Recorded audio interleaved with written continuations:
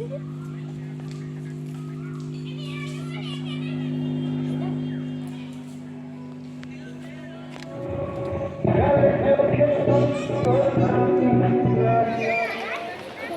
ব্যানার্জি মহাশয়া ওনাদেরকে উত্তরীয় করিয়ে বরণ করে নিচ্ছেন আলমাস সাহা। ফুলেল ভাবে স্নাত হয়ে গেলাম। ভালো আছেন সবাই? এইভাবে ফুলেল শুভেচ্ছা, এটা আমার জীবনের একটা বড় প্রাপ্তি। ভালো আছেন? এটা একটা অন্যতম গুরুত্বপূর্ণ প্রাপ্তি। আমার সকল প্রিয় ছাত্র ছাত্রী, শুভানু ভাই সকলকে আমি দোয়া করছি, আশীর্বাদ করছি, ওরা এগিয়ে যাক, লেখালেখি চেষ্টা করি। তো সত্যি আমি মুগ্ধ, আমি অনুপ্রাণিত, আমি উৎসাহিত, আমি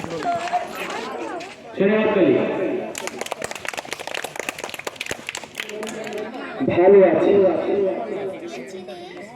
জীবন যেন শুধুই যন্ত্রণার দখল, খাবি খাই অক্সিজেনের আশায়, হতাশার পোকাগুলো দাপিয়ে বেড়ায়, মনে হয় মরলেই বাঁচি, তবু হাসি মুখে বলতে হয় ভালো আছে।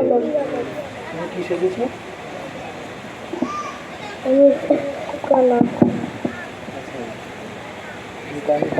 কেন এটা বাঁচবে? কেন কি বলতে চাইছি? বর্তমান সমাজে আমাদের এটাই অবস্থা। তো শাহিনুর আর তুমি শাহানুর, তাই তো? ঠিক আছে। তুমি কি বিষয় তুলে ধরেছো বাবা? আমি তুমি বিষয়টির নাম হচ্ছে কি বিষয় বলছে? আমার ঠিকানা তাই বৃদ্ধাশ্রম, মানে বৃদ্ধাশ্রম নিয়ে বলবে, তাই তো? তুমি মানে এর দ্বারা কি বোঝাতে চাইছো বলো?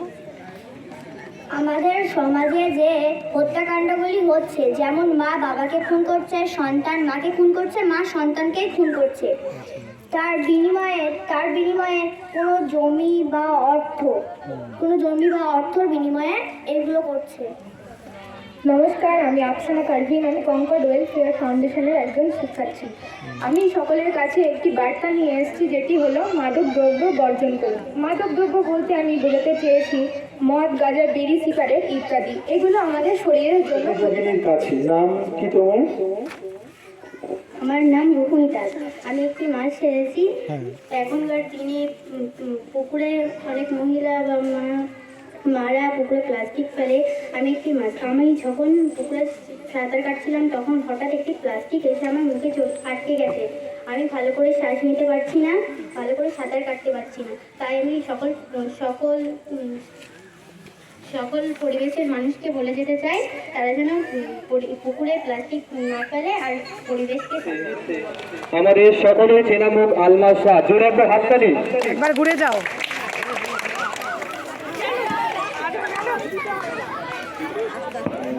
মৌমিতা ব্যানার্জি মহাশয়কে বরণ করছে, জোরে একটা হাততালি হবে। জানাদেরকে ঘিরে এই মহতী অনুষ্ঠান, আমরা সেই মহতী দুই প্রাণকে আমাদের মাঝেতে ধন্য করছেন। আসিয়া ম্যাডাম, উনি ভালো বলেছেন। তাহলে হাততালি জীবন এবং এত জোরে হাততালি হবে। এই মুহূর্তে এরকম একটা আয়োজন, এবং এখানে ছোট ছোট ছেলেমেয়েরা তারা বিভিন্ন পারফরমেন্স থেকে শুরু করে অঙ্কন প্রতিযোগিতায় অংশগ্রহণ করেছেন, যেখানে জানা গেল যে প্রথম বছর যখন শুরু করে মাত্র 7 জন, তার অভিভাবকরা কিছুতেই এইখানে তাদের ছেলেমেয়েকে পাঠাতে চাইছিল না, কিন্তু আস্তে আস্তে সেই জায়গাটা পরিপূর্ণ হতে চলেছে। কি বলবেন? প্রথমত বলবো যে এরকম একটা পরিবেশে, এরকম একটা অনুষ্ঠানে আসতে পেরে, এবং আমার তৈরি করা ছাত্র সে যে এরকম একটা উদ্যোগ নিতে পেরেছে, এই সৃজনশীল মানসিকতার পরিচয় দিতে পেরেছে, এর জন্য আমি ওর জন্য গর্বিত, টিচার হতে পেরে। আর দ্বিতীয় কথা, এখানে আশেপাশে দেখলে দেখতে পাবো যে প্রত্যন্ত পিছিয়ে পড়া বিভিন্ন মানুষ এখানে থাকেন। তারা হয়তো অর্থনৈতিকভাবেও ভীষণ দুর্বল, কিন্তু তারপরেও তারা সমস্ত বাধাকে অতিক্রম করে যেভাবে এগিয়ে এসেছেন, এবার যেভাবে এই উলাগ্রামকে রিপ্রেজেন্ট করলো, তাদের প্রত্যেককে আমার আন্তরিক ধন্যবাদ এবং অসংখ্য সাধুবাদ জানাবো আলমাসকে এবং কনকর্ড ওয়েলফেয়ার ফাউন্ডেশনকে, যারা এত সুন্দরভাবে ছোট ছোট বাচ্চাদের মধ্যে এত সৃজনশীল প্রতিভাকে তুলে ধরে। কিছুক্ষণ আগেই ছেলেদের মেয়েদেরকে উৎসাহ দেওয়ার জন্য তার বাবা মা রন্ধন প্রতিযোগিতায় অংশগ্রহণ করিয়েছে এবং সেখানে আপনারা বিচারকের আসন অলংকার করলেন। কি বলবেন তাদের নিয়ে? আমি এই ধরনের প্রতিযোগিতায় কোনোদিনই জাজ হিসাবে নিজেকে দেখিনি, আমি ভবিষ্যতে দেখবো বলে জানি না, কিন্তু আজ প্রথম আমাকে সেই সম্মানটা দেয়া হলো এবং আমার এরকম একটা পরিবেশে এরকম একটা কন্টেস্টের মধ্যে থাকতে পেরে খুবই ভালো লাগছে, অন্যরকম লাগছে। এরকম অভিজ্ঞতা আগে কখনো হয়নি। রান্নাগুলো টেস্ট করে দেখেছি, ওরা অত্যন্ত আন্তরিকতার সঙ্গে বানিয়ে নিয়ে এসছে, উপস্থাপনা এত সুন্দর। যদিও ওরা নিজেরা এই ধরনের, আমার মনে হয় ওদেরও এরকম অভিজ্ঞতা প্রথম হচ্ছে। তো ম্যাডাম, এরকম একটা অনুষ্ঠানে আপনিও সহযোগিতার হাত বাড়িয়েছেন এবং এক কথাতে তার ডাকে সাড়া দিয়ে এসেছেন এবং এতক্ষণ ধরে আপনিও বিচারকের আসন অলংকার করেছেন। কেমন লাগছে প্রথমটা? এরকম অনুষ্ঠানে আমার এই প্রথম আসা, আর কোনো স্টুডেন্টদের থেকে ইনভাইট হয়েছে এই প্রথমবার। আর আলমাস ও যে কথা নিয়ে এতদূর এগিয়ে গেছে, সেটার জন্য আমি ভীষণ গর্বিত। ও কিন্তু প্রথমে আমি ইতিহাসে শিক্ষিতাম, প্রথমে বলতে ইতিহাস নিয়ে পড়বে, পরবর্তীকালে দেখলাম ওর টানটা অন্যদিকে ঘুরে যায়। আমরা জানতাম যে ও ড্রয়িংয়ে খুব ভালো, স্কুলে খুব ভালো আঁকতো, অনেক টিচারের ছবিও আঁকতো, তাদেরকে গিফটও করতো। তো আলমাসের এই রকম উদ্যোগকে খুব সাধুবাদ জানাই। আর ওরই হাত ধরে আমাদের স্কুলের আরও অনেক বাচ্চারা, যে যখন স্কুলের কম্পিটিশান হয় সেই কম্পিটিশনে পার্টিসিপেট করে, তার কাছে আমরা শিখেছি, সে এক কথা আলমাস এটা করে। তো আমি বলতে চাই যে আলমাসের উদ্যোগকে ও আরও এগিয়ে যাক এবং বাচ্চাদেরকে এগিয়ে নিয়ে যাক। স্যার, উল্লা আর্ট ফেস্টিভ্যালের উদ্যোগে এবং কনকর্ড ওয়েলফেয়ার অর্গানাইজেশনের সহযোগিতায় একটি সুন্দর আর্ট কম্পিটিশনের সাথে সাথে আরও বেশ কয়েকটি অনুষ্ঠানের আয়োজন, কি বলবেন?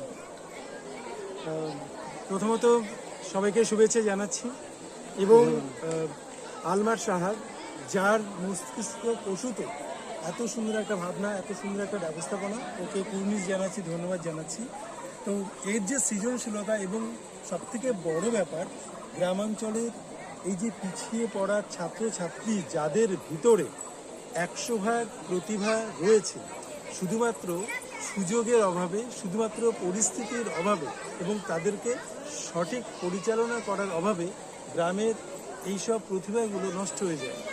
আলমার্স ও চেয়েছে, ও একান্তই উদ্যোগ নিচ্ছেন সেই প্রতিভাগুলোর বিকাশ ঘটানোর জন্য।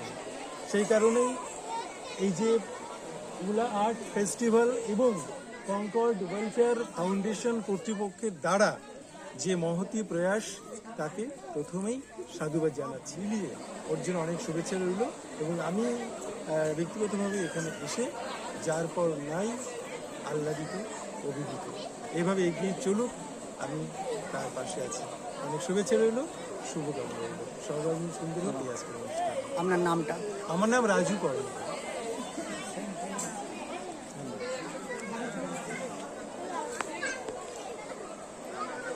যেটার বিষয় হচ্ছে ৫ম বর্ষ শুরু হয় 7 জন স্টুডেন্ট দিয়ে, আস্তে আস্তে সেটা বৃদ্ধি পেয়ে আজকে হয়তো গ্রামের প্রতিটা মানুষ তার ছেলে মেয়েদেরকে আগ্রহ প্রকাশ করেছে এবং তারা এখানে অংশগ্রহণ করেছে। এটা কিভাবে সম্ভব হলো? এটা অ্যাকচুয়ালি এই প্রোগ্রামটা করে এই যে শৈল্পিক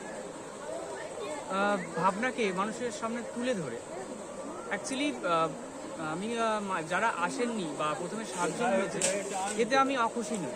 কারণ মানুষজন জানতোনি না যে আর্ট জিনিসটা কী, আর্টে কী মজা আছে, এর কী গুরুত্ব আছে। আমি প্রথম থেকেই চেষ্টা করেছি, আমার পার্সোনালি প্রথম থেকেই, আমি ছোটো থেকেই ছবি আঁকি, ছবি আঁকার শিল্পটাকেই পছন্দ করি। বাকি আরও যা যা আর্ট আছে, সব শিল্পকর্মর প্রতি আমার আলাদা একটা মায়া আছে, আলাদা একটা টান আছে। তো সেটাকেই আমি মানুষের সামনে এক্সপোজ করেছি বিভিন্ন প্রোগ্রাম করে, যেমন ছবি আঁকার প্রতিযোগিতা, ছবি আঁকার এক্সিবিশন, তাদেরকে আউটডোর পেইন্টিং করিয়ে, তাদেরকে স্কাল্পচার তৈরি করা শিখিয়ে, তাদেরকে অরিগামি, আর্ট অ্যান্ড ক্রাফট, এই ধরনের নতুন শিল্প ভাবনা, আর্ট অফ প্লে, এই ধরনের শৈল্পিক যে মজা, যে আনন্দ, এগুলো আমি তাদের মধ্যে